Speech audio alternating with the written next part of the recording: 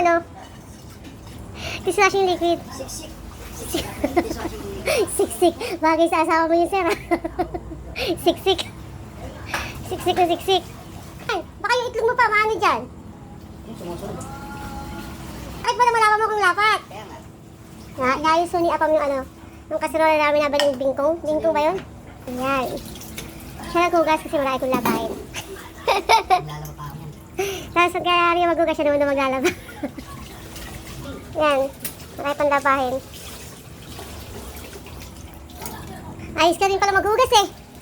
Ano yung kada sabon, hugas ka rin? Hindi kasi ito inuuna ko kasi nahuli na eh. Ay, ganun. Dahil dyan sa ako na yan, oh. Nagkakamot ng ulo si Apam. Sabi mo, tapos na kasi. Alin ba? Yung kaserola? Kala ko, oo. Kala ko hindi pa tapos eh. Nakataong na kasi kayo na dyan.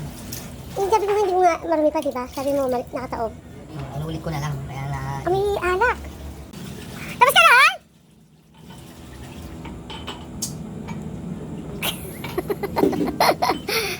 Diskarte mo na yan, ano? Yan, yun daw ang sabon niya. Ang ginagamit dishwashing is siksik. Kasing siksik ng kanyang misis.